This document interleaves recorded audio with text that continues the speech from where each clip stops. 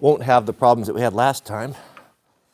Nothing but the best production here. I'm trying to streamline it so we can, we don't have all these problems here. Let me grab my phone, or one of my phones.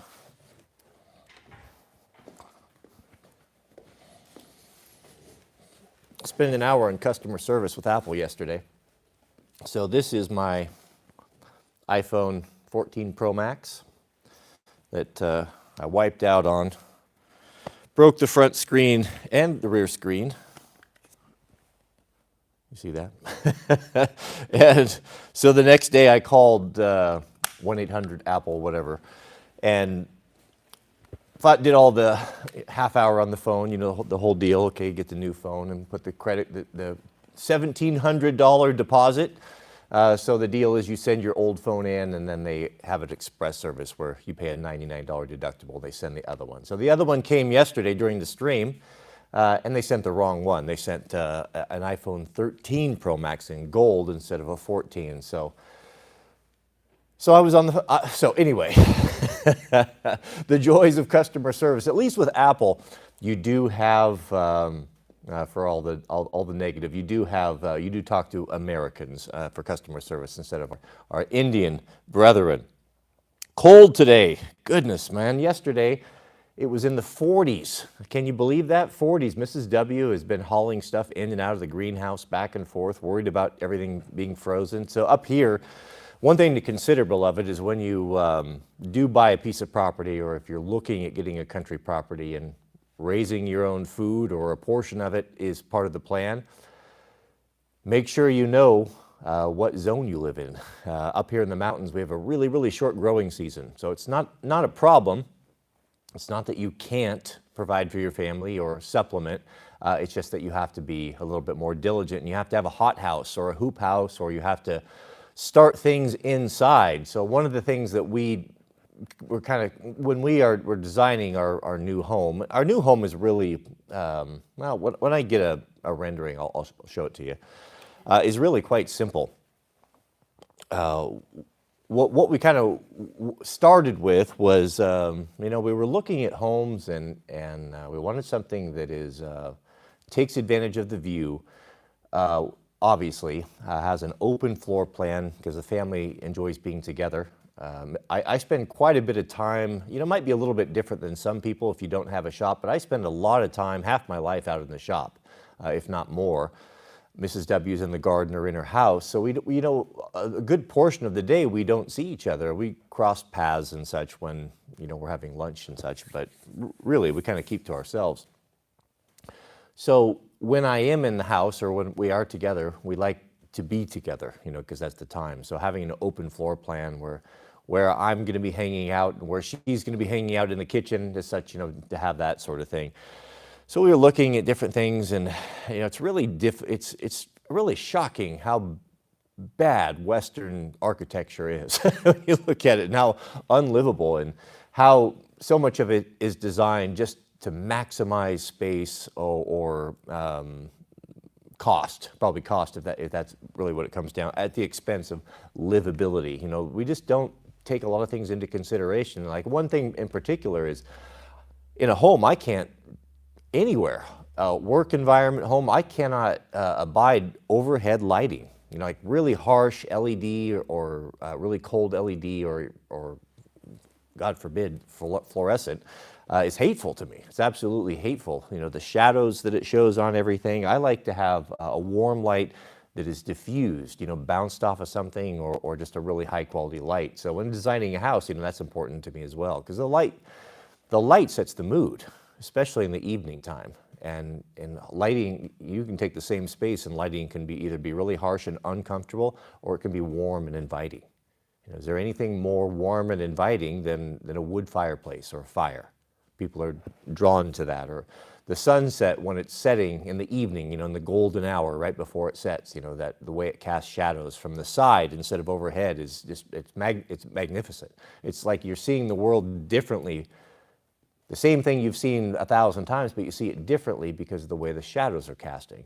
You know, you're used to having everything shadowed underneath, but when you have it from the side, well, it just makes the whole world look differently. So designing a house, there's a lot of things to consider. And then being on a, we're on a strict budget, trying to do this without, borrowing money and such, so we have to really make a lot of compromises with that as well. So we were driving around and we looked at practically every single house plan online, and finally kind of decided on something very similar to what was originally built here in the valley by the Forest Service, almost like a lodge type of home that is a rectangle, long, maybe over 100 feet long, 120 feet. Maybe it's like probably 110 feet or so, 40 feet deep, but lodge-like, meaning a living space, kind of a barn-dominium style, I guess is the modern term now. A living space on one side, and then on the other side, garage/huge space. So I think, half of the house is going to be my space, garage shop, because it's going to be really nice to have your studio or your workspace, where you're doing projects and things that are closer to the home and in the heated space as well. So there's a lot to consider. It's going to be, I'm excited to share it with you guys. It's been a fun project, but it's hard. It's a hard thing to do because everything is so permanent. And you realize, these decisions, whether it be window placement or a wall here or a faucet here, is going to be difficult. And, I'm not going to be tearing into the walls to change anything. You end up just living with it.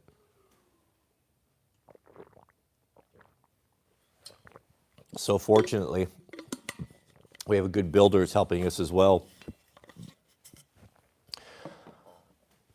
We have a very, very fortunate to have a good builder. He's our neighbor as well. And one thing I really enjoyed about working with him is he's a framer by trade. That's where he came up, framed most of his life. So he really understands how a building should be built. And when you're, what's nice about it is, you can say, well, I want to have a 40 by 40 free span studio. I don't want any posts or anything like that. I want everything a completely clean floor space. Is going to be brilliant, right? And and so we'll be talking about this, and he'll say, well, we can do that. We can certainly do that. However, if you would be willing to have one post here, and then he lays out the reason why, that would save us probably $10,000 in just oversized beams or structural steel or whatever it requires. So it's really nice.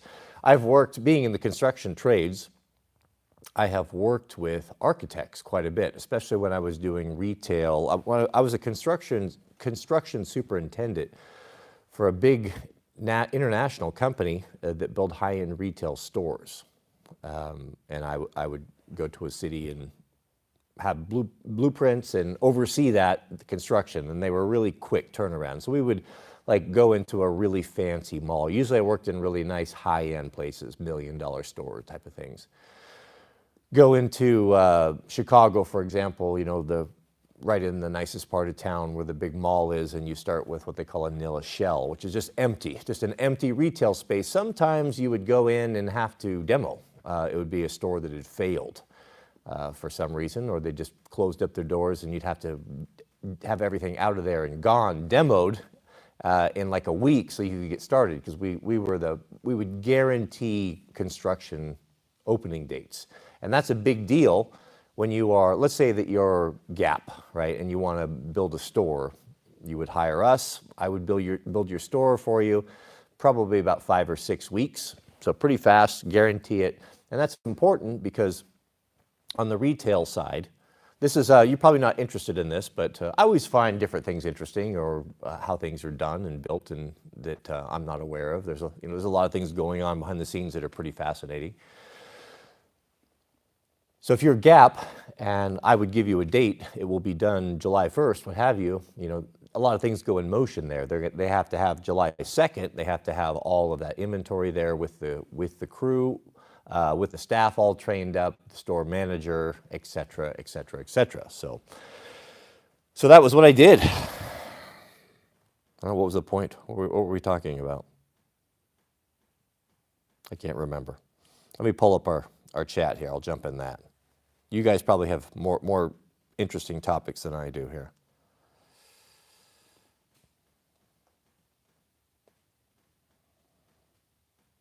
It's funny, I just got an email from Visa.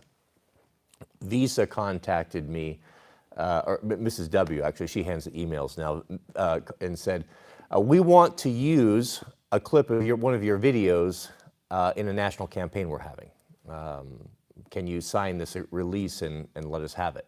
You know, they always do that. These big companies, they think if they approach a small YouTuber that you know, he's going to be excited about it, right? He's going to be excited. Oh, think of all the exposure. You're going to be on a national campaign on television. It's like, television? Who watches television anymore? I haven't had one in my house for 20 years. Television? Come on now. We get more views than that ad campaign will get. But Mrs. W is very savvy, and I've told her to do this. I said, when they come with these gifts that they're going to offer, you know, using my stuff for free, to be on their commercial, next time just tell them, yeah, you can use it, but it's going to be $5,000. Just in joking, right? I wasn't actually serious about it. Nobody's going to pay that for a small clip of video. So she did exactly that.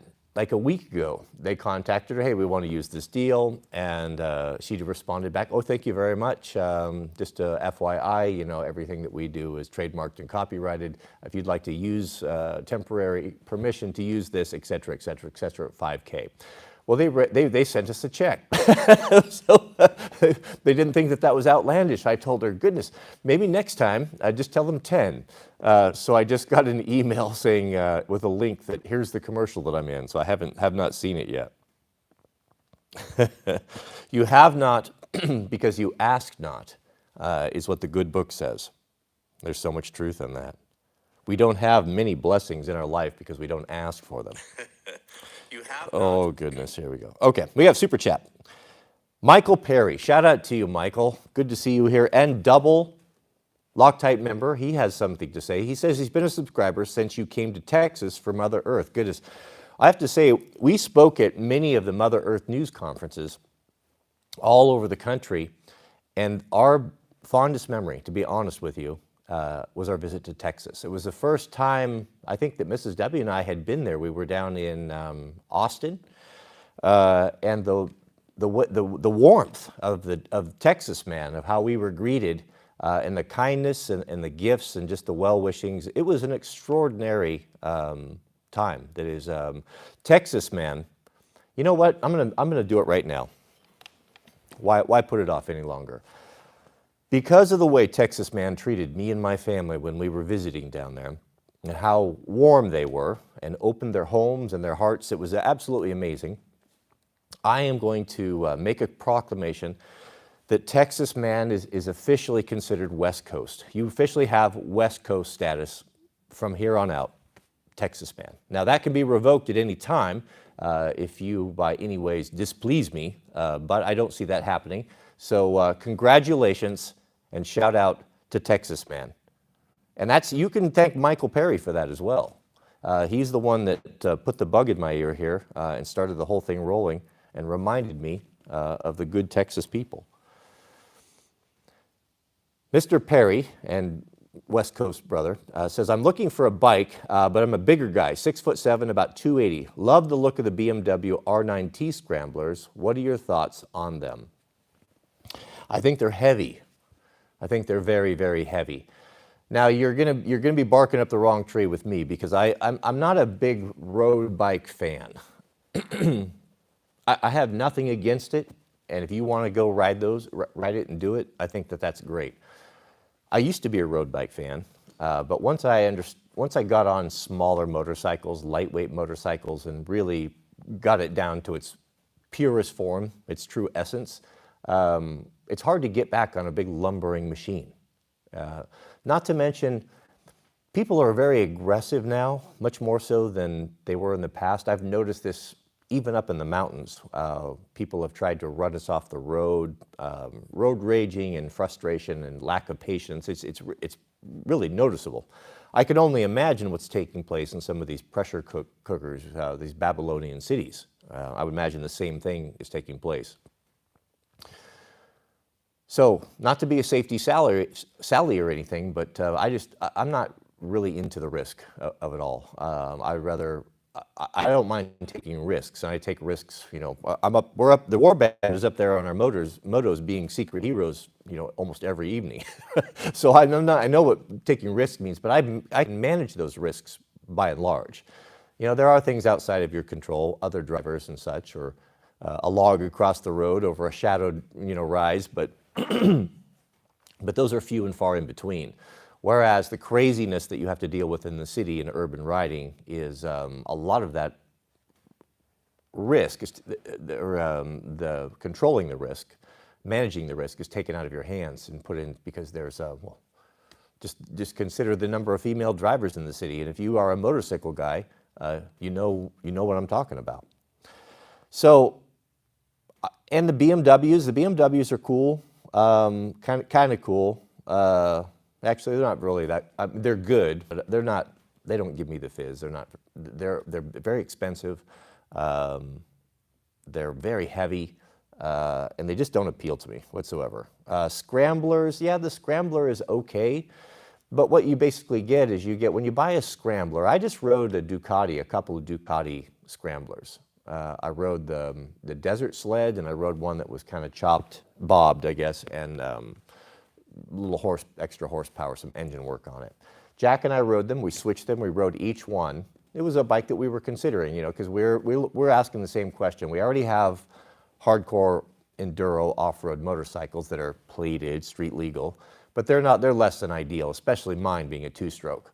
So I'm looking for the other bike, the road version of kind of what I have. I want something lightweight. And so I was thinking naturally, and I'm just going to completely disregard all the cruisers and Harleys. I have no interest in any of that. Now the Scrambler, that's kind of cool. You see those guys rolling around, and they've got the dual sport tires and such, and they kind of rig them up with crash bars, and some guys put hand guards on them, and they kind of look like dual sport. But I'll tell you, someone who rides dual sport, it is certainly not. When we got on those Ducatis, it was like a wah, wah, both of us. It was unimpressive. And I was expecting to love it. I wanted to love it, but just riding on it, just the weight and the girth of the whole thing, it was hateful. We took them right back. It was not interested, not at all. Even if someone gave one to me, it would not excite me. Even, that Scrambler thing. It's not a very good road bike, and it's certainly not a very good off-road bike. And anything outside of a gravel road, and that's going to challenge you, is going to be horrible and a bad experience. So, I think for a big guy, and I'm the same way. I'm not as big as you are. I'm 6'4" and right around 200 or so. But at 6'7", Michael at 280. You need to get on a big man's bike. I'd get a Honda XR Sierra or a XR 650L. That's what I would get on, and that's probably what I'm going to end up with as well. I'm really waffling back and forth between that 300, but I think it's too small even for me. That's my biggest concern. I would love that motorcycle. I have the 250. It's the best, probably, as far as just sheer fun and just rideability and great design and really dual purpose. It's probably the best motorcycle I've ever been on, but it's just a little bit small. I feel cramped up on it. I feel like a kid, I feel like I'm on a little kid's bike. So what I think I'll probably end up with is the XR. That's going to be 650 Honda, big thumper, big tall bike, 37.5-inch seat. It's one of the tallest bikes that's going to be on the market. And what I would go sit on one and look at one. That's a dual sport. That's a true dual sport as well. Good price, $7,000. $6,999, I believe, is list on that right now. Brand new at Honda, if you can find one. I would consider that. And for your weight at 280, you're going to need some horsepower, but that 650 has it if you uncork it. It's got a bunch of emissions nonsense on there that I would go online and I would watch, and I would delete that. Put an exhaust on it, open it up a little bit. When you only pay $7,000 for a brand new bike, you've got a little bit in the budget. You can throw another 2 or 3 or 4 at it and do the upgrades that you want. Put some good 606 tires on there. Put some the exhaust on it. Get the emission stuff on there. Open up the air box. Let the thing breathe. Put some, bring it up into the 21st century. Put some regular handlebars on it so your handlebars are not in your lap. and you're going to have what might just be just for an basic all-around do-all, probably about the perfect motorcycle. That's the way I see it.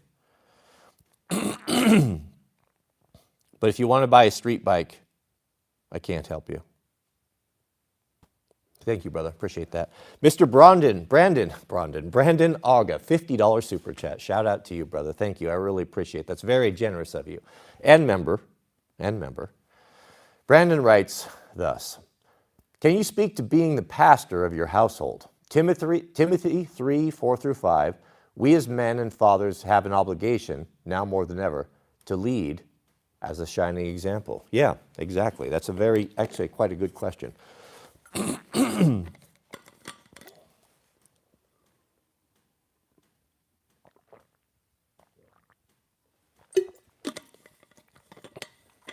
The husband's role needs to be in the household is the priest of your home. When your children are little, when you start having little kids and they have not reached the ability, their intelligence has not developed, their intellect is not developed to the point where they can understand the concept of a creator and being created, from God, from the Almighty. The father stands in place of that, of the example of God. So if you think, if you didn't really take seriously the role or the responsibility that a man has as priest of your household, it truly is to be to stand in the image of God for them to look to until they're old enough where you can take that focus off of yourself and put it upon the Creator. And hopefully it's not too jarring, the transition, that what they saw, the character in you and your ability to be kind and loving and patient and take care of them, educate them, teach them, protect them, just like God does all those things for us. That should, in a perfect world, that should be a seamless transition. And I'm not being irreverent that they need to see you as God or godlike or worship you, not at all. Just in your mannerisms, that is teaching them. You are teaching them as like you are telling them about this person that they're going to meet someday, this God, the Almighty. You're telling them about Him, but you're His representative on this earth. So it's very difficult. There's a lot of damage that you can do when you take children that were raised in an abusive environment with an overbearing or angry or shouting or impatient father. What I have found is later on in life, if when they're an adult, if and when they want to come and understand Christianity, if they want to come to God, they have a hard time sometimes because their image of God has been formed from the image of their father as an angry taskmaster, severe, abusive, lacking of patience, violent, whatever. And they take those attributes and they put that they were imprinted upon them by their own father, and they put them onto God. So there's a lot of learning that takes place that needs to happen in a proper family with a husband, with a father and a mother. There's things that mothers just can't give to a child that a father can, especially with the boys. I think a lot of problems, kind of expand on this whole concept, a lot of the problems of in the dating market that we're so fond of talking about with these girls that are saying, I hate men, or I don't need any men, or what use is a man, or go from man to man to man, and it just can't seem to get along with them, can't seem to lock one down and come together for a marriage, is by and large, they've never seen one before, meaning that so many of them now are coming out of single mother homes. And the single mother home, if she's a promiscuous hoe, then she's going to be talking trash about men the entire time this poor girl's growing up. And if the mother's dating, she's seeing just Chad rolling through, coming through over and over again. So what impression would she get of men? And when someone tells her when she's 20, 21, 22, after being ran through by a dozen Chads or so, tells her that no, they're actually men are good and honorable and honest, and what they want most is to have a faithful companion to raise children with that will support them and build them up and build a life together with them. But these girls have never seen that before. They don't even they don't even know that exists. You know, it's really sad. It's so destructive. The adversary was really dealt a death blow to us when he started focusing his attention on attacking families. That really is the underpinning of society. The foundation now is crumbling, and the Ephesus built on top of it are falling and going to fall. We have a super chat from our friend Mr. Overton. Shout out to you, Overton. Overton chimes in and says, you know, if you got the 300, you would still want the 650. Doubt that it would happen the other way around. You know, that is a very, very good point. And I knew it was true the moment you said it. I think Overton is certainly becoming my spirit animal here. We have the same opinion on things. That's absolutely true. You're right. I'm thinking that through right now. If I were to have bought, let's say, for example, I were to have got the 300. I mean, you may have saved me too. If one would have popped up, I'd have had it by now. Bought the little 300, and let's say I had a friend that I admired and respected, that he showed up and he was rolling a man's bike, a 650. And how would I feel about that? Well, we all have ego, don't we? Well, I think the 650, I think that pretty well settles it. So thank you, Overton. You made my decision a whole lot easier there. I was still agonizing over it. Every morning I get up, I pull up Facebook Marketplace and I look through all the ads, and I'm always searching for that 650 and the CRF 300. But I think the 650 is the way to go.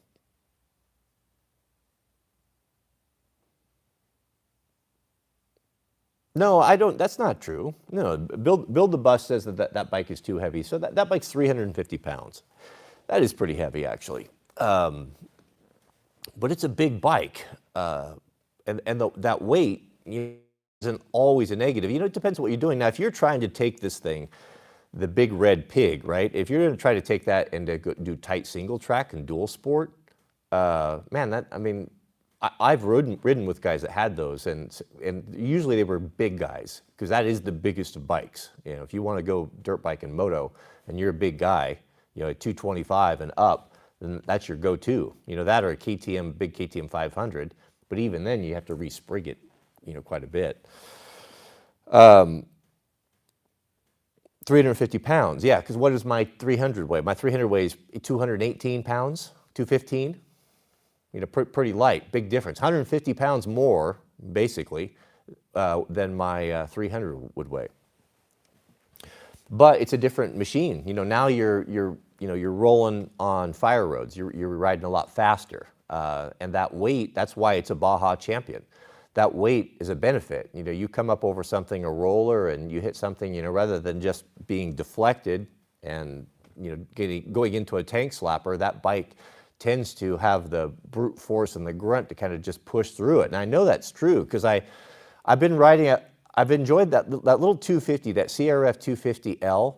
I actually enjoy riding that more than my 300 now. I've been taking that out in the evening and riding the same stuff. I'm surprised how capable it is. I'm not taking it easy on it. Like when I first got on it with the, you know, it's got the, I don't know, it's just wide and kind of big, and it kind of feels like it sounds like a road bike. It's got a road bike engine in it. I felt like I had to baby it. And then I realized, no, this is a true dual sport. Just because it's got a road bike engine in it doesn't mean that it's not designed, you know, for that type of abuse. So I just went for it. Took it on hard enduro. I've just been beating on it, bottoming it out, and just really riding it. And I'll tell you, man, it's an extraordinary machine. It's absolutely an amazing little motorcycle. Confidence inspiring like nothing ever before. Unbelievable. A great motorcycle. But it's heavier. The point being is that there are things that as I'm coming into, like there's still a lot of snow, still running through a lot of snow crossings at the higher elevations that I go into, and snow is death on my 300. All of us have taken bad diggers at crossing snowfields too fast. And I get kind of tensed up and nervous the first time I hit a big snow crossing with that 250, and it just pushed it right through. It was just so much, all that extra weight, it didn't react like my 300 reacts, which is so autistic.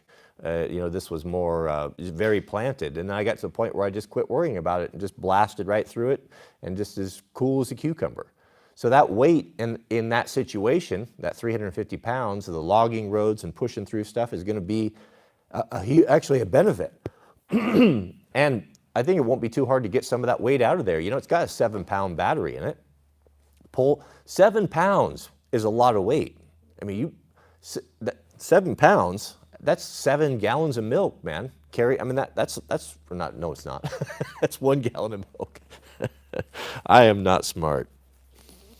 Well, I'm telling you, if you had to carry a gallon of milk out like with your arm extended, it'd be hard after a while.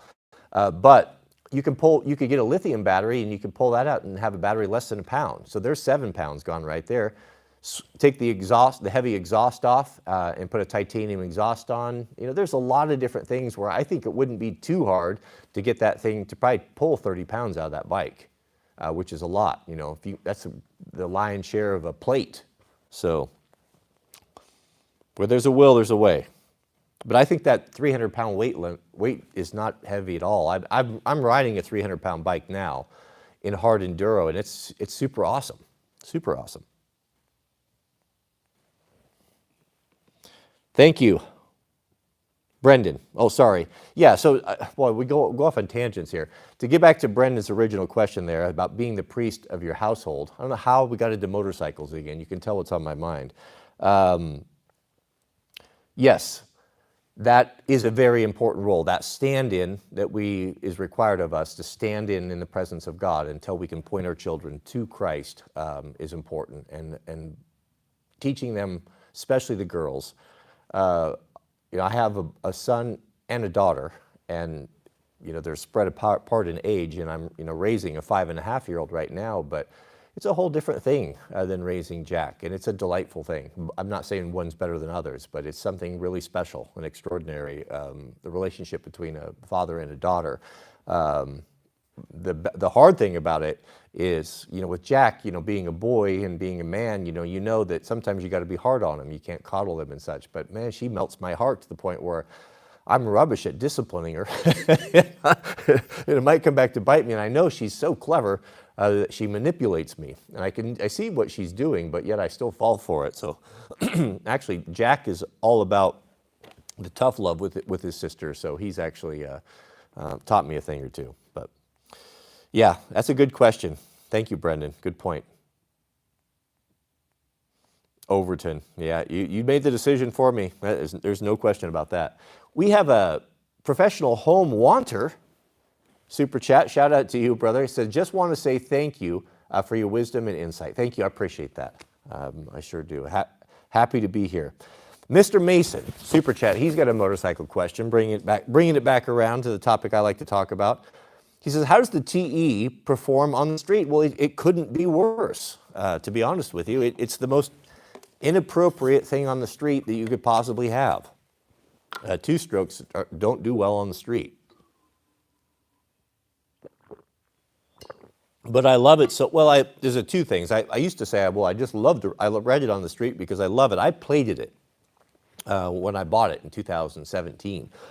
I've actually taken it on 2 trips to Canada, all the way across the whole state of Washington, all on-road, off-road on the BDR trail, on that 300, and the first time with heavy saddlebags on it and all that. So I've got 2 wheel sets for it. I've got different gearing, whether I'm riding roads versus hard enduro. So it's kind of a multi-tool. I built it that way. I don't mind it. I'm used to it. I just didn't know any better. But now that I've been on a modern, well-designed, true dual sport like the CRF 250, that L, it really pointed out to me how horrible the 300 was on the road. I would not recommend it, to be honest with you. Yeah, it's not great. Plus, you have to mix gas. So I had to mix gas and I just guessed all the way to Canada twice. I had all this scientific method, but I just didn't have the space for measuring things and such. So I just kind of I knew the color. I knew roughly the color, and I used Amsoil Sabre. And actually, I probably didn't do myself any favor. Of course, you always side on putting too much in, so I was running rich. So fouling plugs and clogging up my exhaust and such as well. But I figured too rich than not rich enough. We have a member message from Skylar. Shout out to you, Skylar. Skylar writes, as a former Ducati World Superbike mechanic. Now, this is something I'm going to sit up and take note here. Somebody take notes. Avoid them if you want reliability and serviceability. Go Honda Africa Twin for your application. Man, I hear what you're saying. Yeah, the Ducatis are super cool. Don't get me wrong, but they're Italian. I mean, no one's ever is going to confuse reliability and good sense with Italian, but they're cool. You know, if a guy wants to have that and understands what he's getting into, I think that's great. I mean, Street Fighter, I would be all over riding one of those bikes for sure. But he's right. The Africa Twin, I've been kind of looking at those, you know, wondering maybe a guy needs 3 bikes. So what I do think you need 3 bikes. I think you need a hard enduro bike, a 2-stroke, a 300, a KTM XCW, or a TE 300 Husky. One of those set up, and then you need a good true, that's an off-road bike only, right? Put your gummy tires on and your tubeless and all your stuff, right? Then you're going to get a true dual sport. So that's going to be your XR650L, and that'll give you that capability. And you know, if you kind of shore up the subframe on it a little bit, you could even hang some weight on that. You could do you could do BDRs, you could do cross country, you could even take it to Europe. That'd be a great bike for just whatever you might encounter, just a do-all machine. And then if you want to go like 2 up, then maybe you get something like an Africa Twin. I could see that. I think an Africa Twin would be cool. That would really scratch my itch when I got older, because it would be, now this is not to be confused with a road bike by any means, but you know, I think they do the Paris-Dakar with those. You know, that's a grueling race. And I've seen guys that from the factory Honda team that ride those things like a demon, jumping and everything. Like I had no idea that they could do that, put with a proper rider, of course. So what that's going to give you is the ability, Africa Twin, to travel 2 up, I guess, you know, for short trips. And then if you wanted to do some gravel roads or got into something that was rutted out, you know, you're not going to be at a loss. So I think that might be a good advice. Well, those bikes are expensive though. 20 grand for an Africa Twin. Yeah, thank you, Skylar. Man, that's pretty cool. Former Ducati World Superbike mechanic. You got to be a pretty skookum choocher to have that job, I'm guessing. Overton says the 650 isn't heavy for a man-sized man.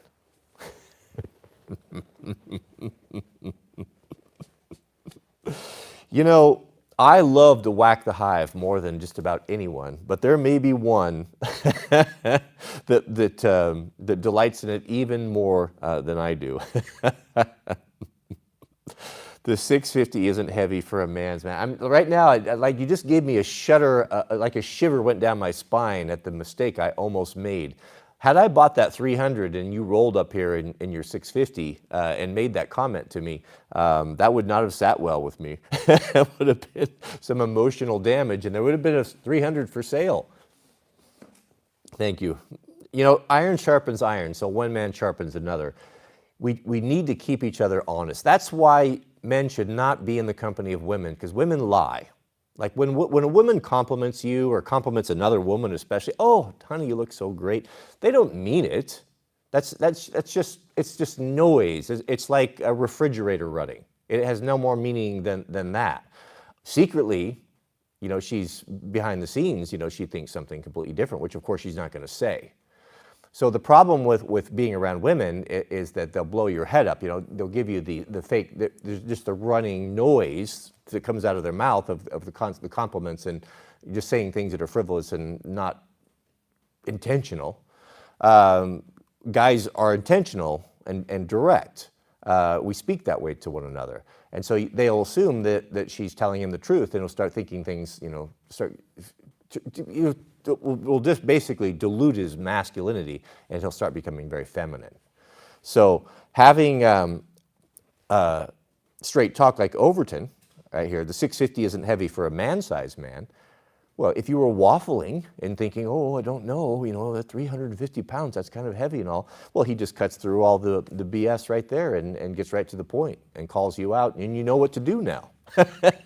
Right? So shout out to Overton. Thank you, brother. That's pretty funny. Goodness, we have a giant super chat. I don't even know what that is. It's 1,000 secs. That sounds pretty good to me from Agistam. Shout out to you, brother. I appreciate that.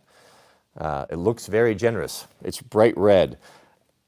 Agistam says this: I've watched you for years and years, never missed a video, but what happened? Why are you? Is it all the talk show now with the live stream? I don't judge. If you feel like that, the way for your channel, I respect that. I just miss a simple video like a review of a... Well, I don't know, man. It's just the way that it is. Yeah, what's going on and what I am and how I think about things is this is basically it. Of course, we could be a little bit more candid about particular topics and things if we were face-to-face together, the things that we can and cannot say, but for the most part, I think you get the gist of it. So, yeah, things change. And I've been doing YouTube now for, was it 13, 14 years? Been uploading videos and making content. And, how much have you changed in the last 13 years? Were you the person that you were then? I was, pretty recently married. Now I've got an adult son, and I've had a couple houses, and, a lot has changed and taken place. The world has changed a lot since then. And the needs of, always the channel was about community. It was about being together with like-minded people, and doing gear reviews and sharing stuff with like-minded people is very enjoyable, especially as segregated and separated as we are in this current environment. There's a lot of you here that wouldn't even be able to list close friends on one hand. Some of you might not have any that you would consider to be like a real close, intimate friend, and that this is as close that we have, is you found common ground through a knife review or the love of axes or country living or whatever. Motorcycles, doesn't make any difference. And we're drawn together. And this is the most core group. Those of us that are here for the live stream, it's the small group, it's the ones that we resonate together. We have common interests and we enjoy one another's company. I just have always done content of things that I'm interested in and where I'm at in life and what I'm passionate about and what's going on and what excites me. Because I've never had a job very long. I have a short attention span. And to do something for 13 years, the only way I can do that is if I'm following my passion and following my interests, things that I'm excited about and want to share with, show and tell. I've never really grown up. I've never really felt like an adult. Still feel like a child. Just like sometimes I feel like a child, just like how we enjoyed sharing with our friends and playing with our toys and show and tell at school. Nothing's really changed. And I think that that's a blessing, to be lighthearted in life and not to get so old and curmudgeonly and so adult that you can no longer see the joy in life and find the happiness in playing with our toys and gears and sharing those things together. So things change, and I just do where my passion goes, what follows. If I were to decide all of a sudden, Mrs. W and I, hey, we're going to go and live in Sweden for a year and move up north in the country, and just experience that, we would take the channel over there, and we would be doing content from Sweden, whatever it was that I was finding to do over there. So things change. There are people that can change and are never satisfied with something, and there are people that can put their hand to something and do it their entire life. I had a friend growing up. He was probably 20 years older than I was. He was a bachelor. He never got married. And he worked at the same job his whole life. He worked at Warren Industries. I was working at Warren Industries when I was 19 or so, right alongside it. And he'd been working there a long time before that. And up until he died, he was still working there. He worked there his whole life, 50 years or so, doing the same thing. working on the same winch line the whole time for I don't know, 50 years, a long time. Say it's 40 years. And he was content and happy with that.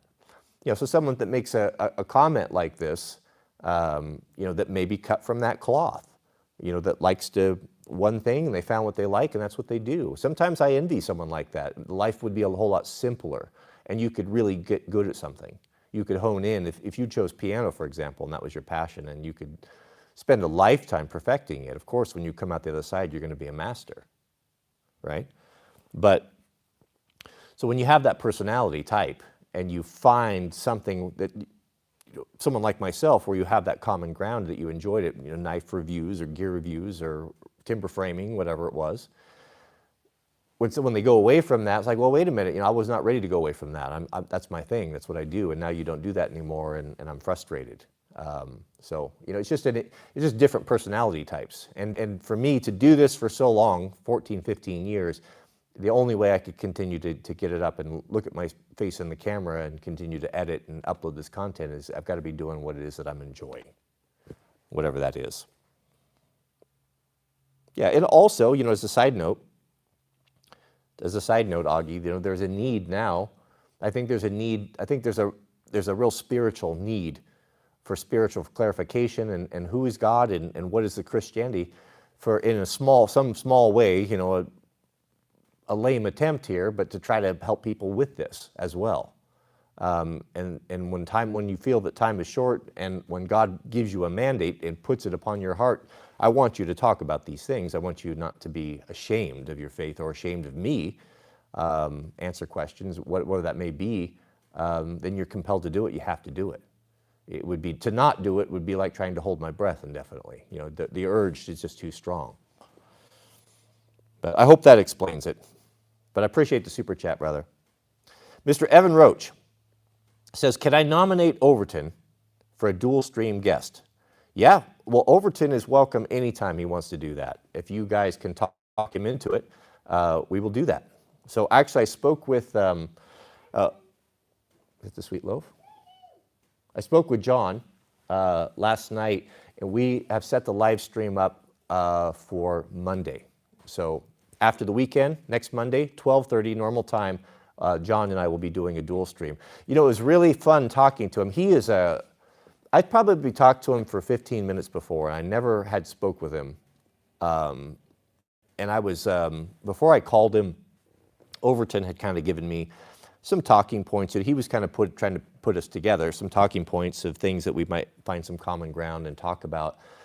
And I was looking over that and trying to think of some of my own and such, and had all this, I didn't want to call him and waste his time and not have anything in common.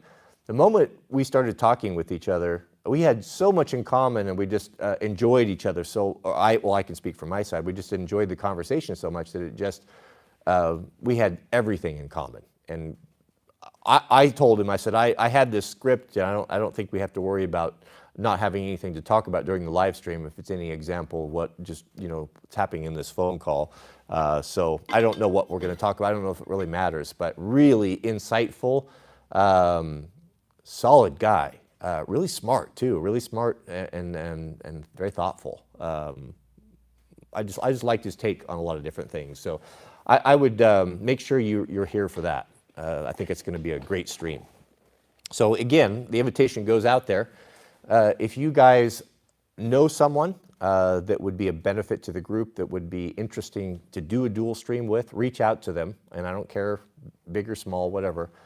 If it's compatible, if it's something that'll be interesting and they have a good personality and some good information, then make it happen. Put it together, and we can do that. All they need to have is a YouTube channel. Okay, we have a super chat here. Yes, thank you, Evan, as well. I think, yeah, Overton would be a good one if he wants to do that. Of course, the invitation is open anytime. We have a super chat from Madden Williams. Shout out to you, Madden. Madden writes, what's a good first bike to get to learn with a learner's permit? Well, I'd have to know your weight and size. A first bike to get with a learner's permit. There is a, Honda's got an XR650. excuse me, an XR 150 that I've seen that they have in retail stores right now. I think they're right around $2,000, maybe less, 1,700, maybe it was. I could be wrong. That would be a good bike if you're smaller. I think it's a 150 size, street legal, dual sport. It'd give you a taste of everything. You could run it on gravel and dirt. You could run on the highway. It's going to be very, very affordable. Very, very, it's not going to hardly burn any gas. Easy, safe, simple. It's not going to probably have any of the controls, the riding controls, the technology, your ABS, traction control, which I've heard a lot of good things about. I've never ridden one with that, but if you were, that would appeal to me, I'd be honest with you. That was one of the draws when I'm considering the 650, the XR650L versus the CR F300. The thing is that 650 is from 1992, 93 or so. That's some old tech. Where the CRF is a relatively brand new design, 2022, with the latest, greatest technology. It's got, there's an option, you can get traction control, ABS. Look at what an old boomer I am, man. This conversation, I would have mocked myself had I said this 10 years ago. You man up, get up there on that non-traction control, non-ABS bike and make it happen, right? But that was appealing, but what I'm saying is you're not going to have that. I'll tell you, if you are a regular sized person and not too small, even, Mrs. W is riding the 250. I think that Honda CRF 250L would be a great learner's bike. And I do believe there are some options where you can get that with ABS, maybe I think ABS. I don't know about traction control. And those bikes are pretty affordable. I saw one for $3,000 this morning. They range from $3,000 to $5,000 used. And even new, they're not that much more, maybe $59,000. So I think those two Hondas would be a good choice. Thank you, Madden. Man, let us know how that goes. We have a super chat from Robert Kavanaugh. Shout out to you, Robert. Glad to have you here. Robert writes this. Through this channel, I've been able to grow closer to God and to get clean. Shout out to you, Robert. Goodness. Thank you for showing me the right way to be a man. Cody, God bless you. Well, I'm not here to be an example. I'm here to tell you what God says, and we're all trying to be better men together. I think it's very important. I know it's very important to share my struggles and not just to paint a rosy picture. And that would be, you can lie through omission. Of course, I'm not going to divulge deep family secrets, but I'm also, if I'm struggling with something or I'm sad about something, I'm going to talk about it. Or if I'm excited, I'm going to talk about it. It's just my nature. I get excited and I want to share things.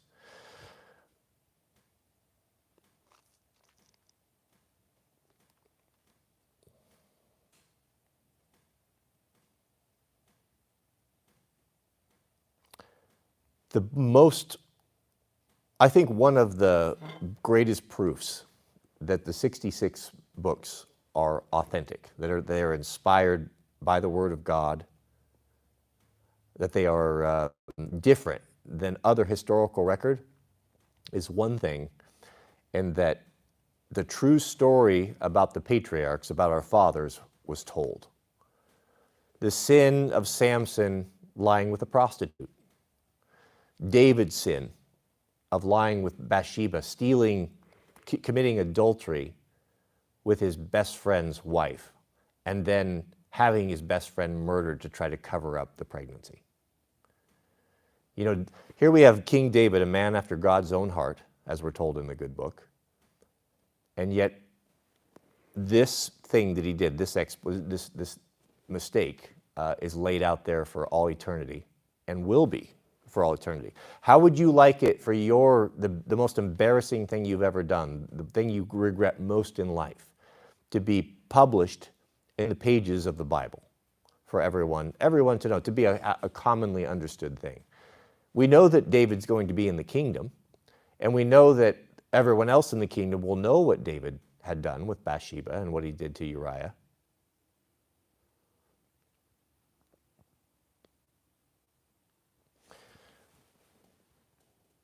When people write their own history, when you tell a story about yourself, when you're describing yourself, you put your best foot forward. You omit things. If you're in a job interview, are you going to be completely candid and honest? No, you're going to couch everything you say to make you look positive, in a positive light, if it's true or not. That's what we do. The reason why, and that's how history is written. History is written by the men that are victorious. And if they made mistakes, if General Patton made a mistake at Bastogne, is he going to admit it in his autobiography? He's not. That's why when you're reading biographies, you should read a biography written by a third party, not an autobiography. Or you should read both, because you can read both about the same man. You'll come away with a very different view of this person and his footnote in history. So the fact that everything is laid bare in the good book, The Struggle with Abraham. Abraham was a friend of God. Spoke to him face to face like a man speaks to a friend. Unbelievable. Even argued with God when the destroying angels were going in to destroy Sodom and Gomorrah. Talked him down, right? Changed his mind, so to speak. A man speaking face to face with God, changing his mind. Incredible when you think about it, right? What does that tell you about the character of God? What does he tell you? What does that tell you about how much he respects us, his children, made in his very own image, made in the image of God? We are.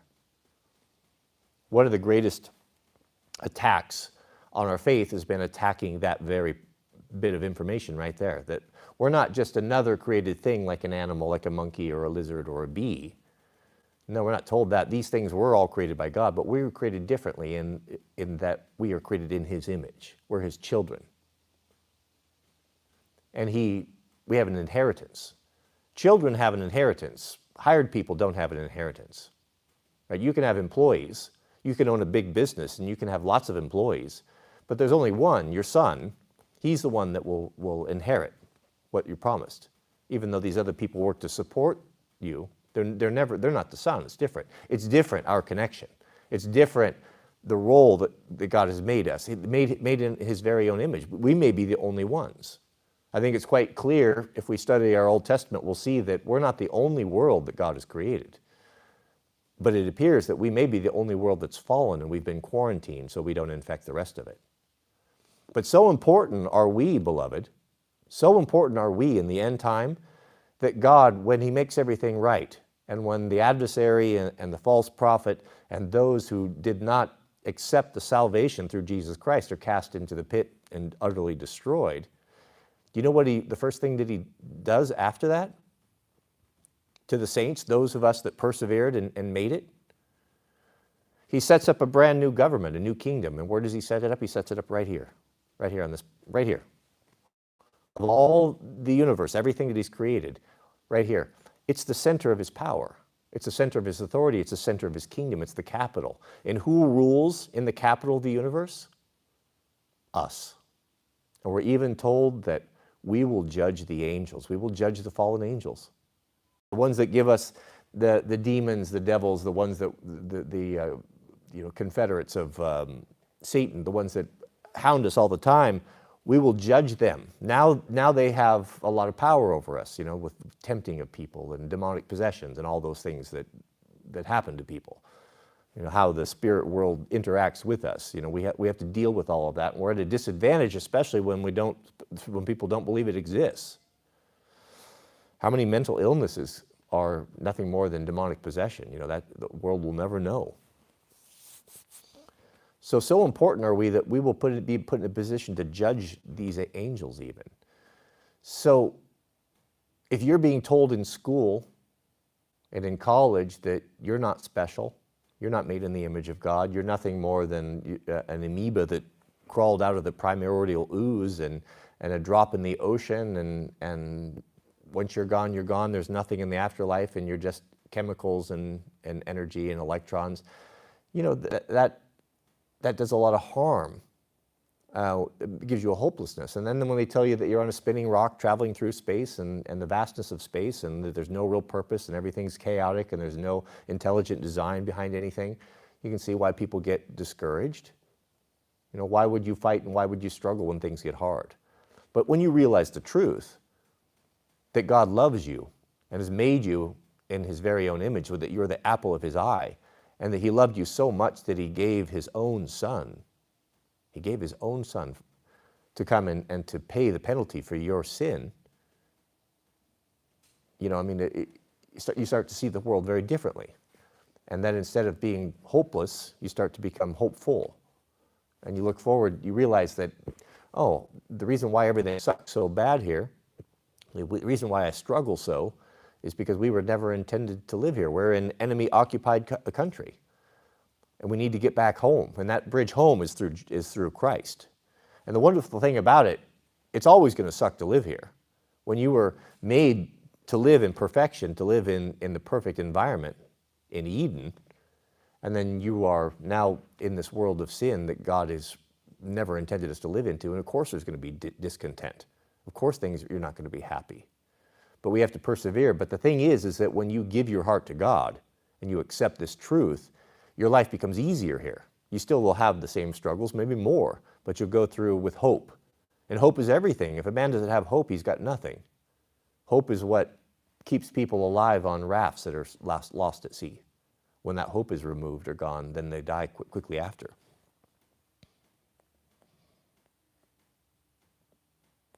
Sorry, gentlemen, I get to ranting here. Thank you, Robert, though. I appreciate that. Jamie's got an interesting welding question. Jamie writes, I don't know if I can speak on welding, but he says, what do you think about the new flux core welders for beginners? Looking for something quick and easy for small repairs. Actually, I tried one. It was just a cheap Walmart version. I think the flux, if I'm speaking about things I don't completely understand, but what I think it's about, a flux core welder gives you the ability to get an inexpensive welder that doesn't require compressed gas. That kind of creates its own bubble with the flux inside, and I think that's what I had. It was okay. Don't have any illusions that you're going to be welding 1-inch armored plate. But if you want to have something just that was small, if you have a small workshop and you only have like 110 power, you don't have a big 240 plug, or don't want to deal with that, give it a try. You know, they're $300-400. They're not super expensive, if our memory serves, and you can do stuff with them. Yeah, you probably weld up to 1/8 inch, pretty good. You know, maybe 3/16, maybe, but I don't know. I get that. You know, if you don't know if you're going to be into it or if you're going to use it, it's hard to go invest $2,000 into a Miller-Matic. But you have to ask yourself, if you think, yeah, this is something I'll probably use and do and pursue an interest, I would just go ahead and buy a proper welder. Buy a Miller, that little Miller-Matic that I have. I've done some videos on it. Just search Wranglerstar Miller welder and you can see it. It is a great little welder. And I'm not the expert. I'm just at professional homeowner level. But I would say if you're going to do anything, you want to weld up to 1/4 inch properly. This will do 110 as well, but I would look at a Miller-Matic and just bite the bullet and buy once, cry once, as we like to say. Don't buy an ESOB. Well, I had a bad experience with one of those. We have a super chat from Kalatum Gaming. Welcome. Shout out to you, brother. Kalatum Gaming writes thus: the big man upstairs was definitely looking out for me. Frame snapped as I rolled into a truck stop not 5 minutes before when I was doing 75 miles per hour at 80, fully loaded at 79,980 pounds. That's 20 pounds shy of 80,000 pounds, which is gross, I think. Goodness. The frame snapped. A frame, I've never heard of that before. His frame snapped as he rolled into a truck stop, and 5 minutes before that, he was doing 75 with 80,000 pounds pushing. Goodness. Shout out to our truck drivers, man. Man, I'll tell you, Caleb, have you ever hauled those big metal spools? What do they call those things? Like the death spool or something? Truckers are afraid of them. It's like a huge roll of sheet metal. It's so heavy that one of these rolls is a full load on one of those flatbeds. And you've seen some of those, nicer new flatbeds. They have all massive camber in them, huge camber. I've seen them put those rolls on those things right in the middle, and it flattens the camber out on the whole trailer. And if they ever break loose, it's like a big wheel of death. It rolls forward and just rolls right through the cab, regardless of headache rack or anything. It's so heavy and kills to the drivers. Super dangerous. I'll bet hauling one of those rolls of steel isn't very fun. Yeah, well, I'm glad you're okay. Goodness, that's scary. Frame snapped. How about that? Right at the truck stop, too. At least you can get a good, well, not a good meal. At least you can get a meal. Suicide coils. That's right. That's what they're called, suicide coils. Caleb, thank you, Caleb. They're 49,000 pounds each. 50, 25 ton. 25 tons each. Goodness. Suicide coils. Yeah, and I looked at the way they were strapped, and they doubled up the straps on them, but I'll tell you, man, I would have like quadrupled the straps up on those things. Oh my goodness, suicide coils. We have a super chat from Cody L. Shout out to you, Cody. Thank you, brother. Cody writes, he wanted to say, thank you for all your insight and wisdom. I've been watching you since I was 14, and your content has helped shape the man that I am today. Thank you, brother. P.S. We need a Summer Proho playlist on Spotify. Oh, the fundamentalists would not like some of the music that I listen to. I would get in trouble. Maybe I could do a G-rated playlist. I'll ask, Jack is the music connoisseur in the family. I will ask him if he can assist with that. A summer playlist. I'm not promising, I will consider it. Thank you, Cody. Good idea. Arkansas Pilgrim. Boy, I haven't spoken with you for a while. Good to see you in the Arkansas has been with us for a long, long time. I could listen to this forever. Well, now that Cody stopped talking about motorcycles, but I got to go. All right, we'll see you later, brother. I got to go as well. I got a billion things on my plate. If Jack is going to get shipped out, we had a wildland fire right here, just down the road last night. I heard the sirens going off from the local volunteers, and then picked up the scanner, and it was, I mean, a place I drive by my motorcycle every day, just right down the road here. It started. So we were going to do a bunch of burning, just one last hurrah before it got hot. But our local fire chief has asked folks not to, even though there's not a burn ban on. But so I thought, well, that's it for us. I'm not gonna tempt that. It was dry when we were burning, 3 weeks ago. It was pretty dry and getting into the grass and stuff and wanting to go. It's super dry right now, but to have a fire right down the road. Anyway, point being is that if Jack is able to get on with a crew, the problem he's having is that he's going to nationals for debate competition, speech and debate.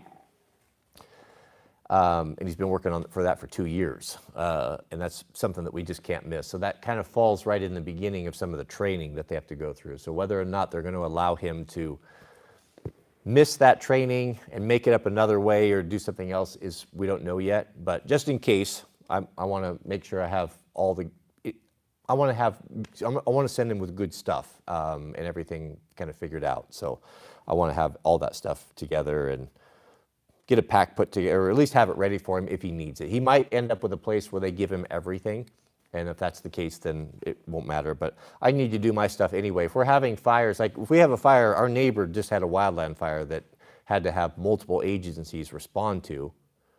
I think it's probably time to have the fire gear squared away in order. It's a whole month early. I don't usually do it this early.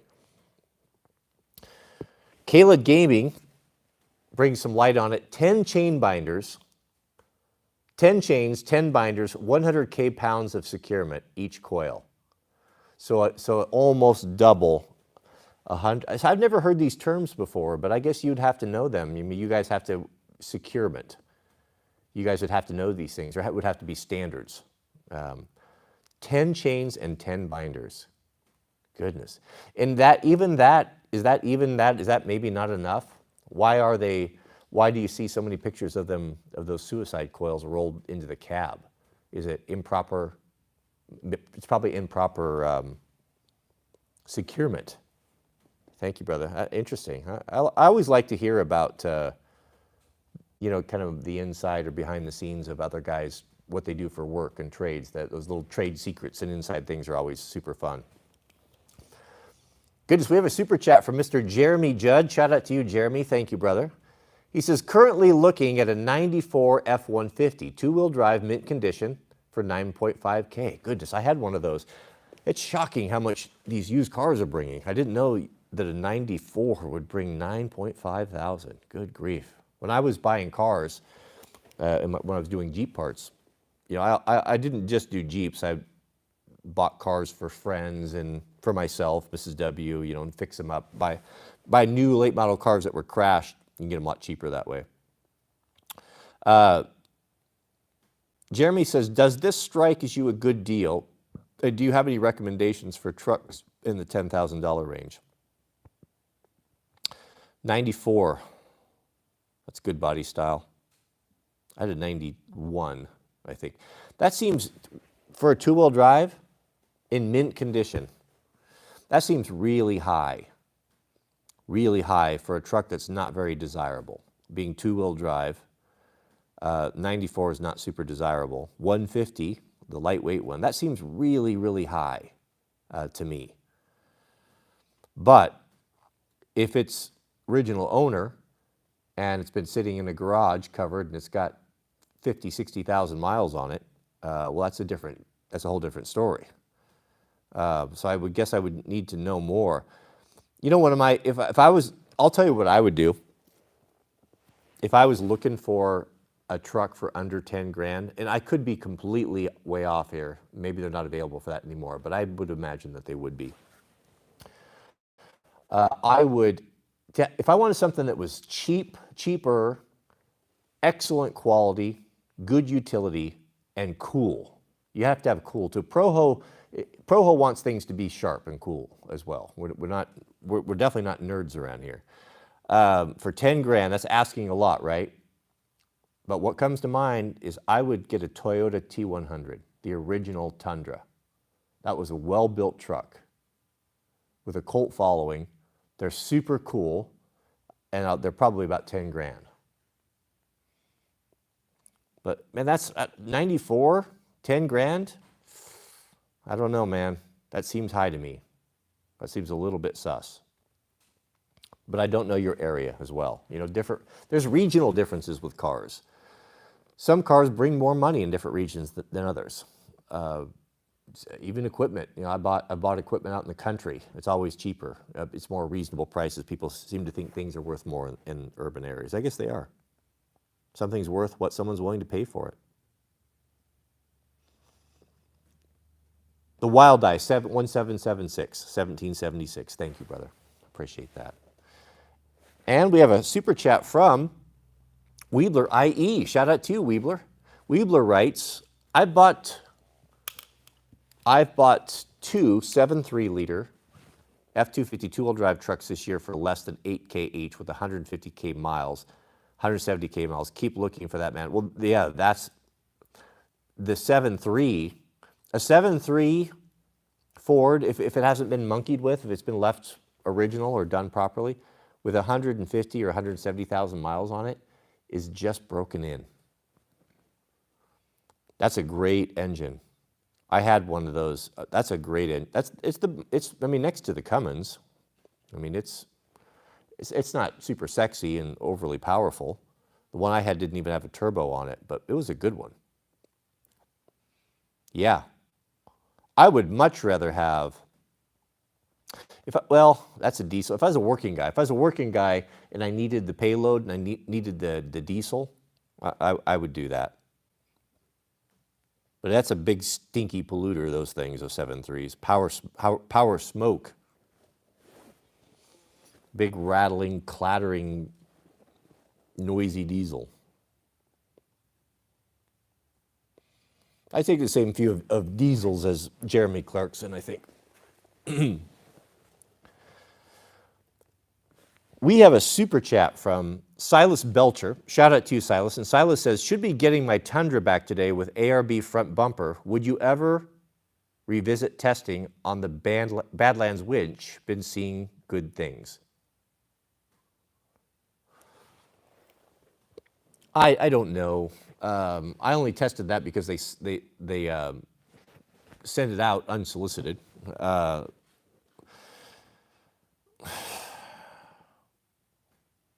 No, I would. I can't get into it. I just can't get into it.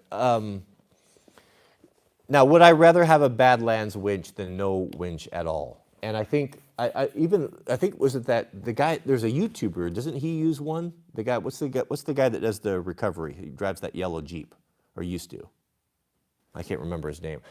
Anyway, I've seen a lot of guys putting hard use on those and said that they work great. So I'm sure that they're fine.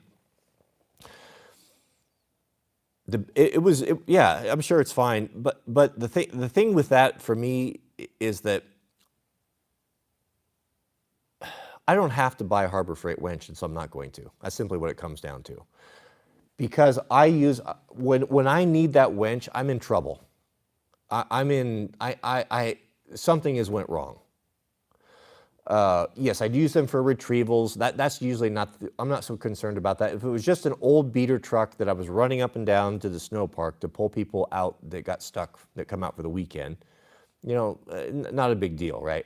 But if I'm talking, my family's involved in it, I'm in it, it's in the middle of the night, I'm in a snowstorm, I'm in the ditch, whatever. It's always nighttime, it's always some big problem, some emergency.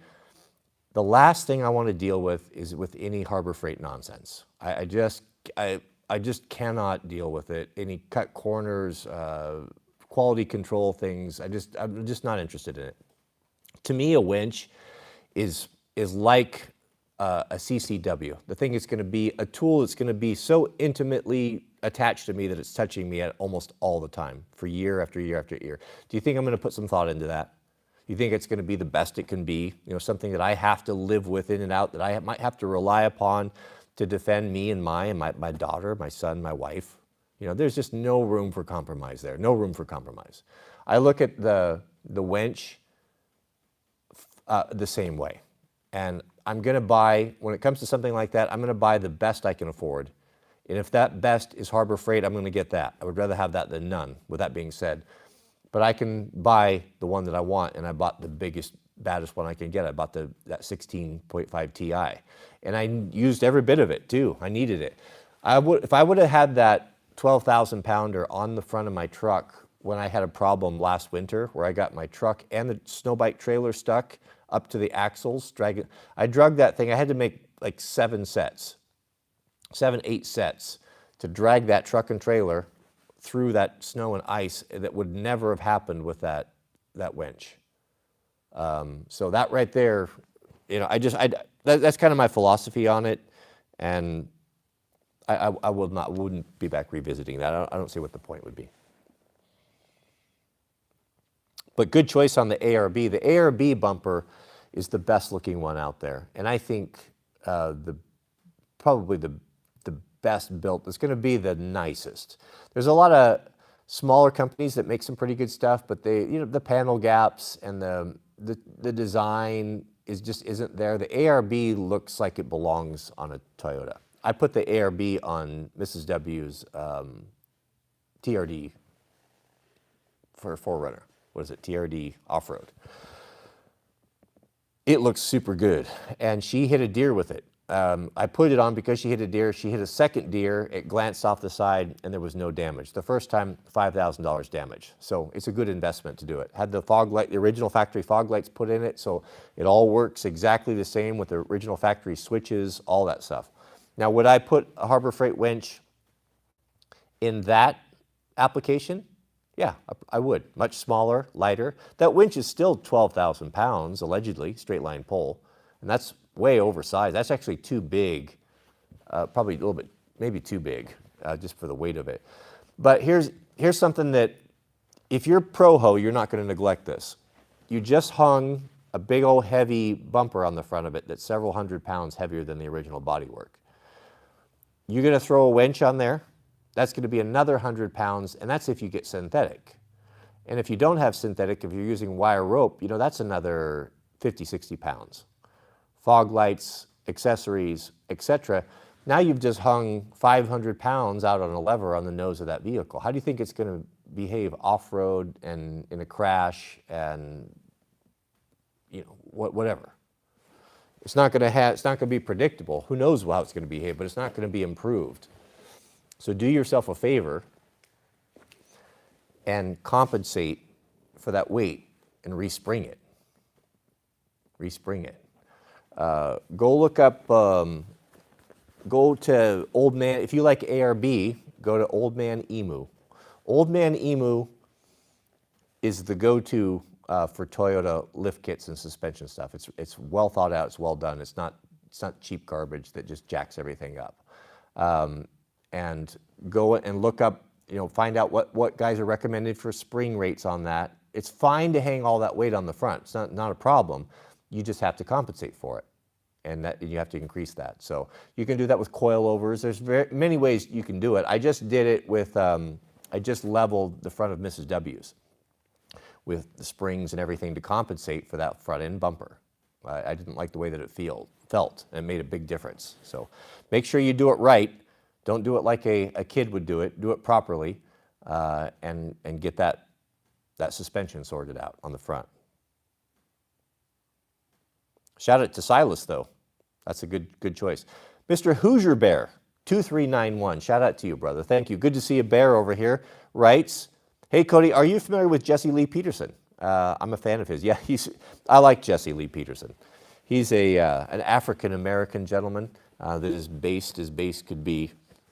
He's uncancelable because he's nice and he's black.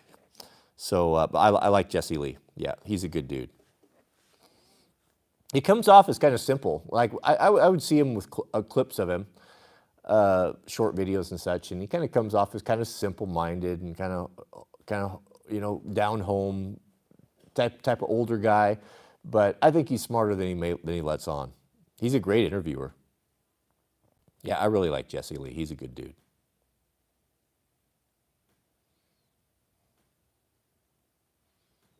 Yeah, right there. You see Chooch Tech. Chooch Tech he's parroting what I'm saying here, and he probably knows. If he's a tech, he would know. He says, yep, if you add all that weight, steel bumper, etc., you need to upgrade the suspension. It's very important. It's very important. You got to count the cost of these things. Men are terrible about this, and I am the chief sinner when it comes to this. When you want to start justifying a big purchase like an ARB bumper or an upgrade to your vehicle, many times we go halfway because we would rather go halfway, because if we went whole hog, we would know we would never be able to afford this new sport that we get into. But if we can kind of like string it out over a little bit of time, because it's a whole lot easier to tell your wife, honey, I want to get into a dual sport motorcycling, and look right here, we can get the Honda, brand new Honda for $6,000.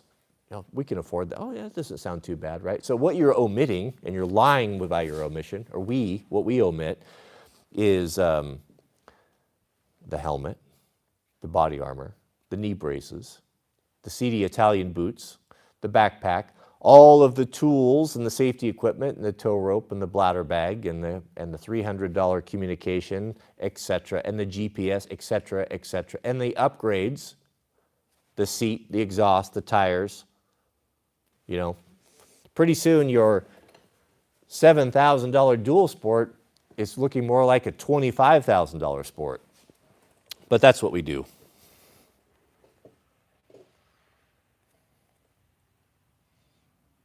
That's what we do.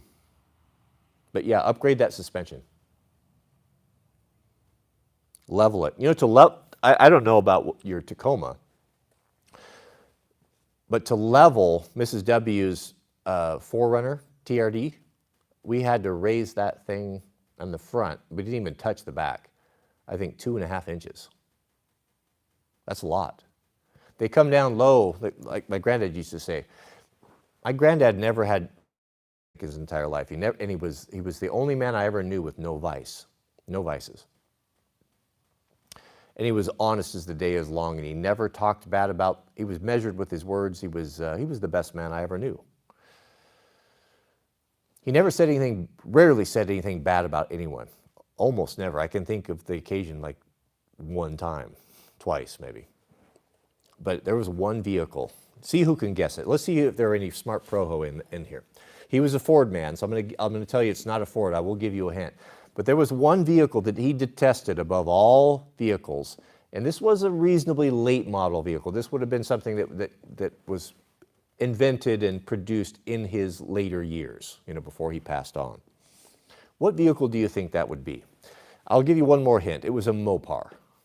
What Mopar did my God-fearing grandfather find to be so hateful that he had to even verbalize it to me on multiple occasions? What vehicle would that be? Anyone, can they guess? And if you don't know what Mopar is, I don't know that you can be Proho.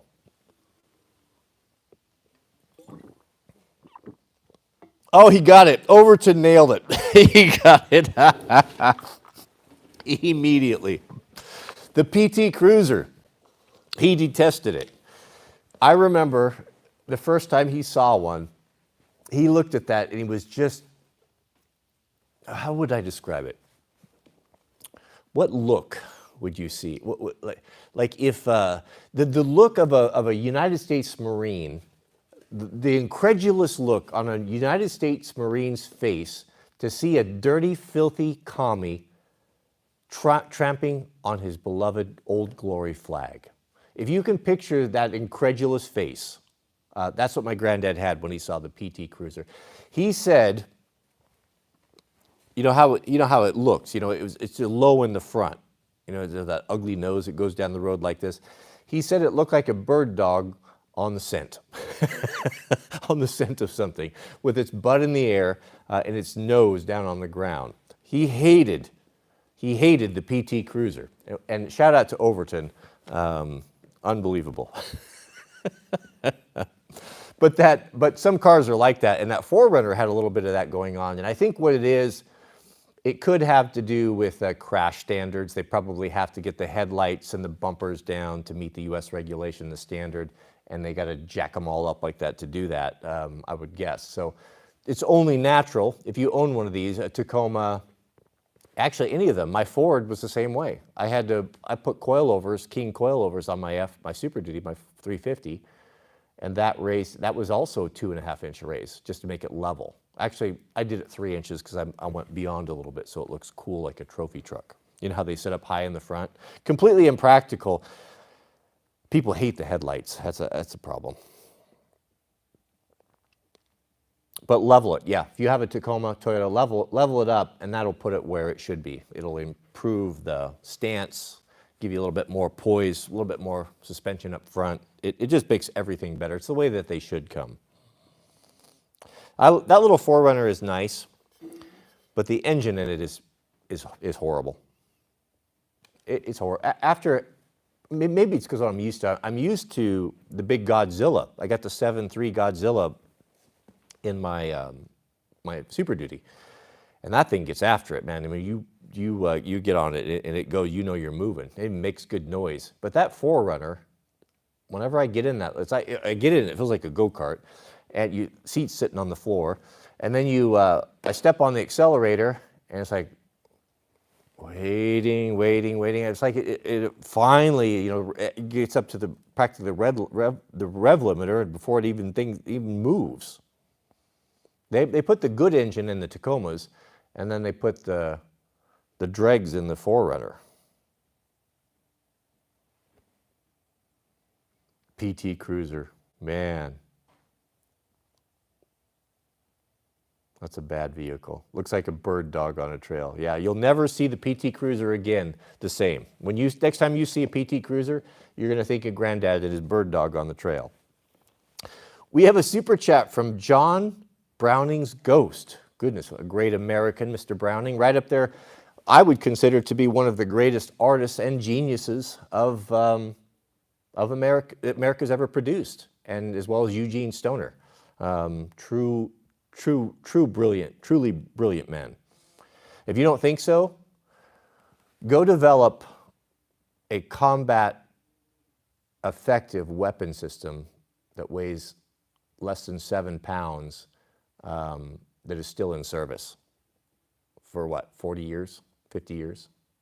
Just invent it out of your mind and then build it. and then tell me how smart you are.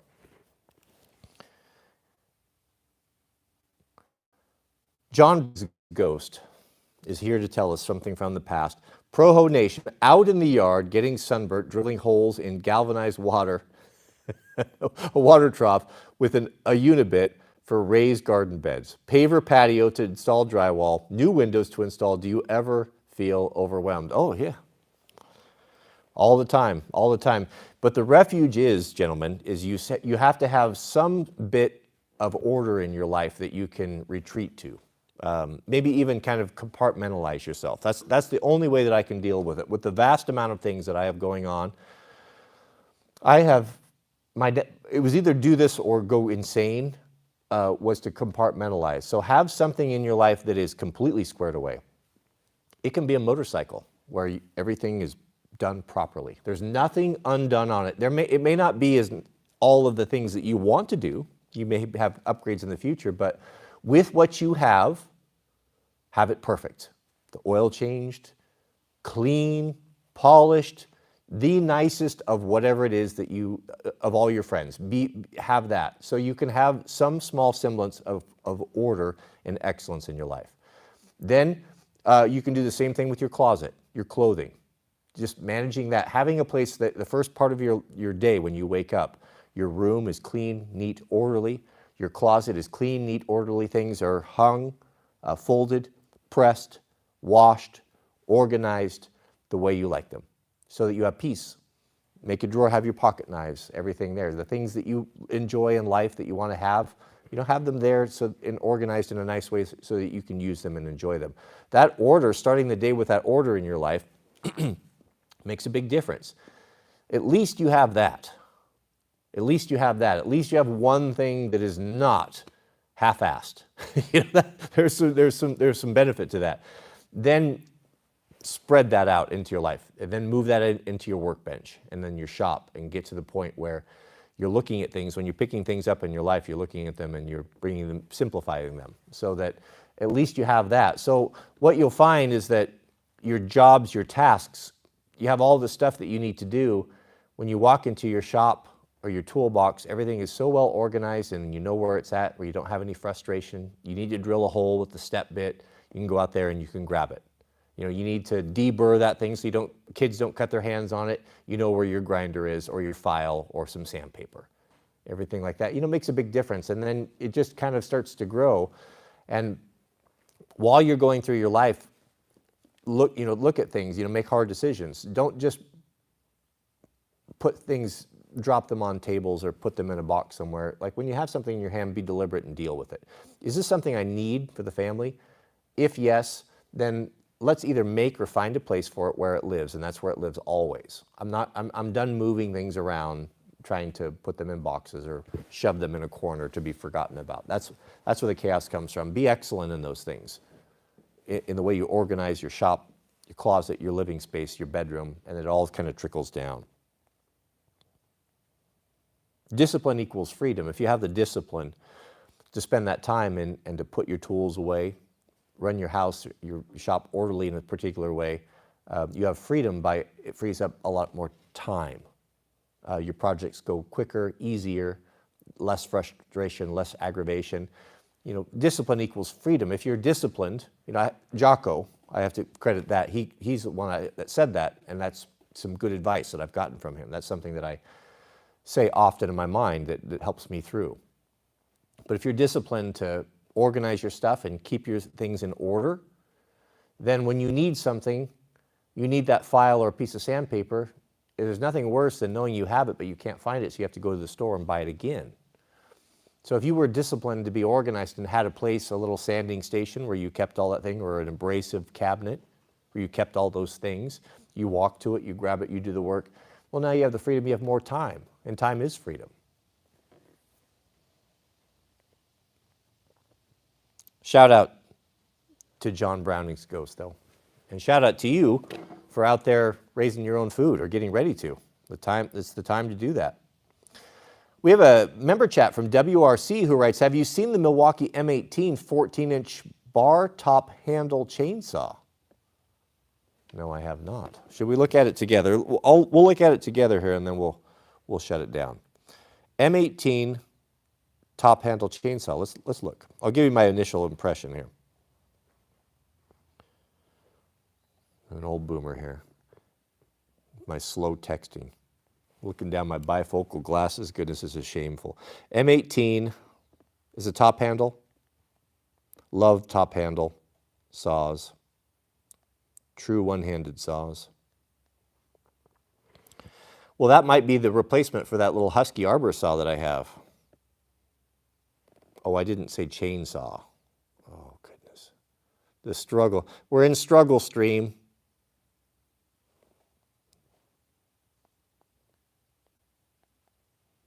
Okay, here we go. Okay, I'm seeing it. Let me pull up an image.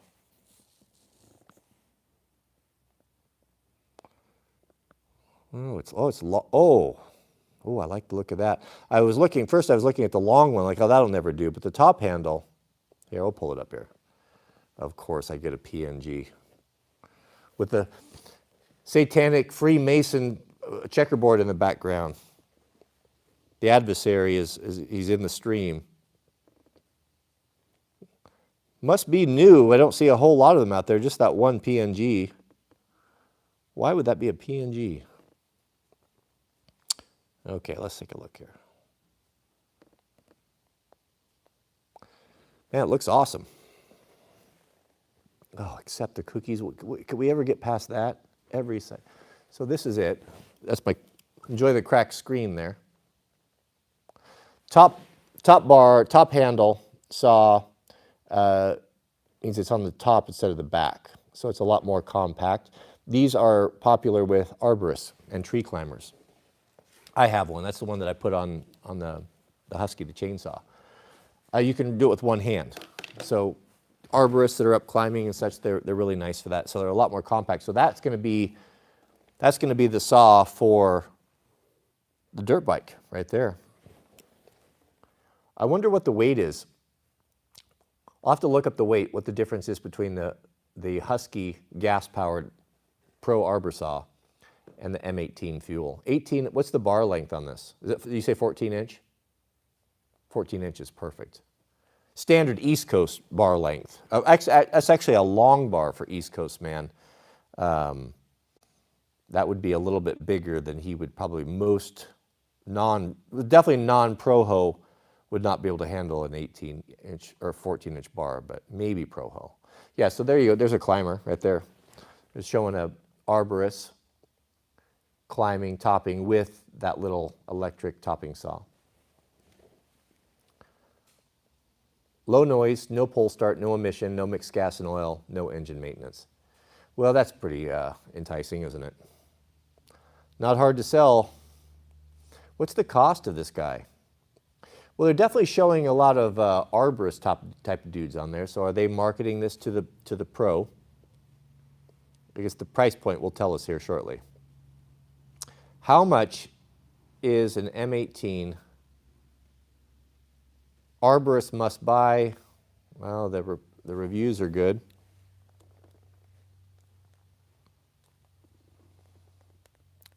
I'll have to get one. What's the price on that thing? 14 inch top handle saw. Where to buy? Here we go. In stock at Home Depot. I'll get you a price here. $349. So it's not Proho. $349. But I'm sure it'll be good. It probably is pro. It's not professional. It's probably consumer. Prosumer, as we like to say. A good gas-powered arbor saw, are we getting into 600? 600, I think. Yeah, maybe. Maybe they can do it. I think we should get one. Next time I'll take a look at those. I'll consider maybe getting one of those. We'll see how it does. We need to go out and do a little test with the gas versus the two top handles together, and then we'll see what's what. that Husky versus the, I could probably get a hold of a Still too. I have some friends with those.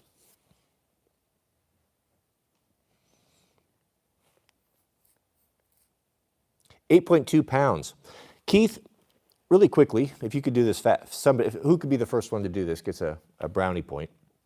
What's the weight of a Husky top handle arbor saw? Let me grab the model for you. They're all going to be about the same. This one is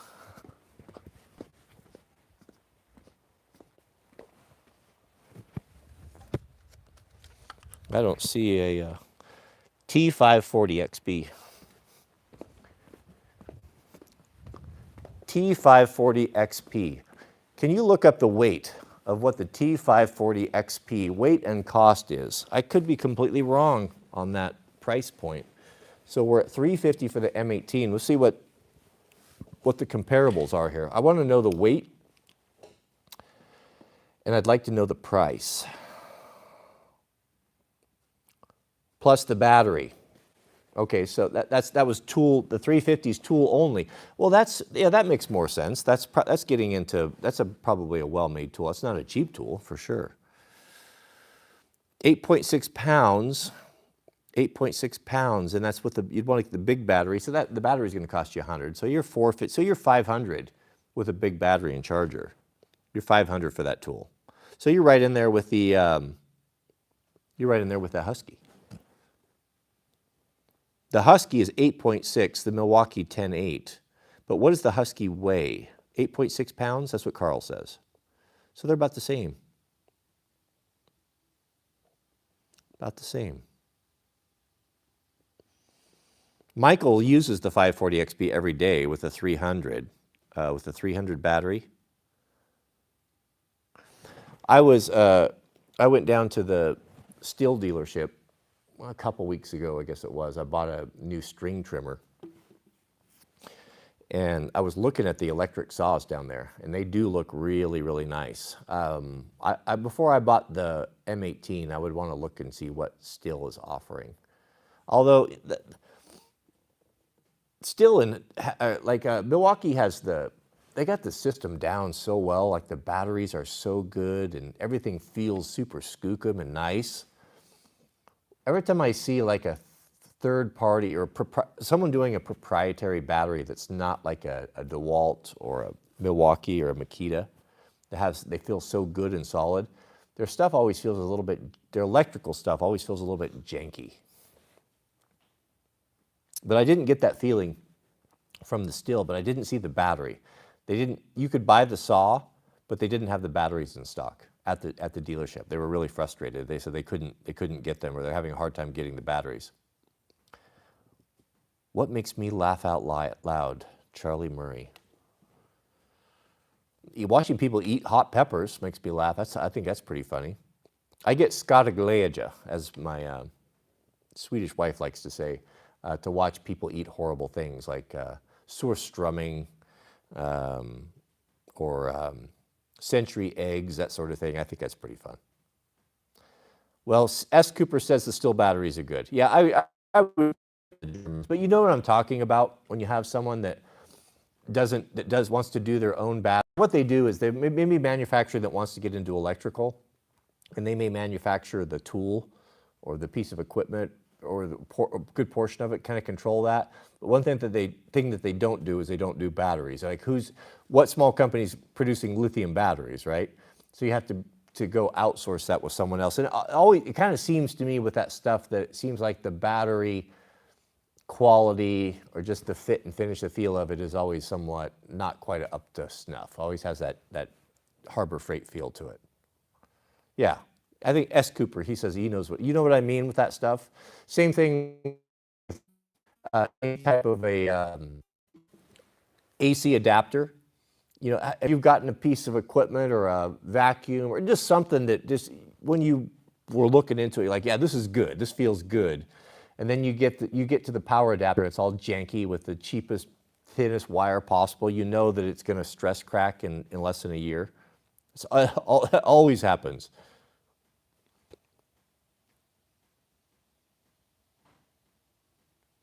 All right, gentlemen, we got to go. I got to get back to my get my fire gear going and get that done today. I'm dragging out too long. Thank you for hanging out with me. Great stream. Really enjoyed that. Don't miss Monday. John will be joining us from SOE Equipment. He's a good dude. And then there was some rumor that Overton, if you can talk Overton into doing that, have him give me a date, and we'll do that as well. Overton brings a lot to this discussion for sure. I would look forward to that. So that's it. That's it. May God bless you and your families. I appreciate all of you. Thank you for the moderators, the middlemen, and shout out to the Big Fizz group, which is a good group out there. And thanks to Overton for his help. You guys know. Keep us in your prayers. May God bless you and your families. We'll see you guys, Lord willing, on tomorrow.